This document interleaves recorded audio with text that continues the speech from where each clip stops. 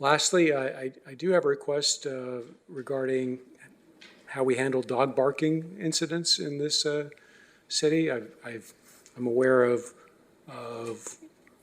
one situation where two neighbors of an incessant barking dog have complained to the city, and it seems like I haven't heard if there's been any action as a result of that.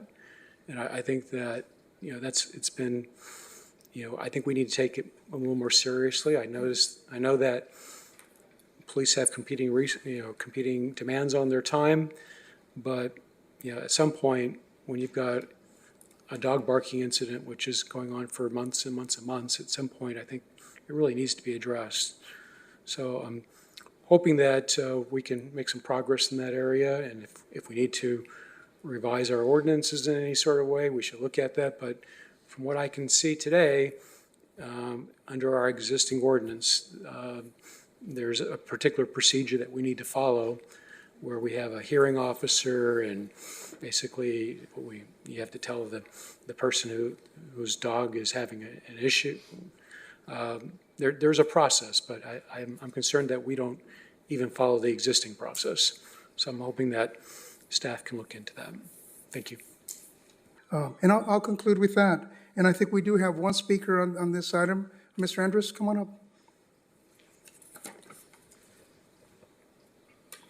A couple of things. First, I wanted to let our ever questionable city manager know that the difference between weeds growing in the hills and weeds growing in the city.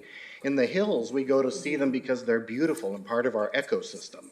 In the city, when they grow up between cracks in the pavement and in fields like Campus Park. Excuse me, address the mayor, please. That's who you're supposed to address, the mayor. Mr. I can Andrus. address whoever I like. No? Yeah, I can. I'm not going to.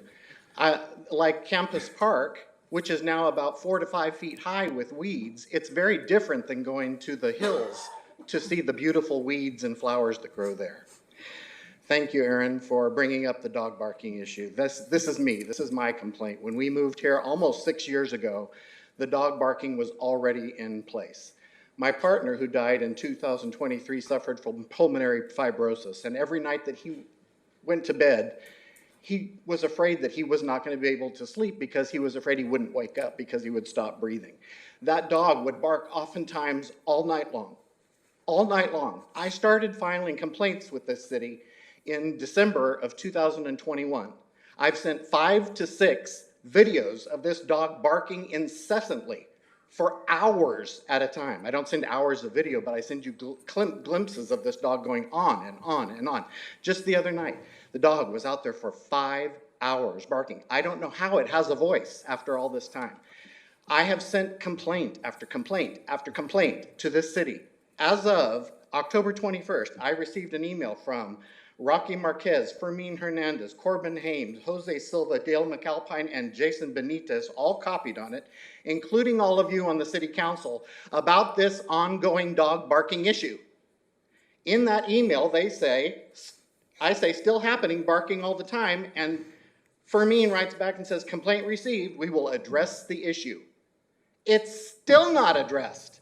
The dog is still barking. I know this isn't an issue of people getting out and protesting in the streets. It's not that important. But it's invading my peace and quiet in my home.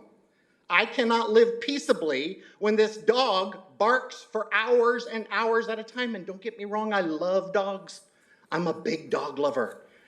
But I cannot fathom why this city and this chief sits and lets this dog continue to bark and doesn't send somebody out to take care of it. What is going on? And why do you all there, all of you, except for Aaron, sit there and allow it to happen?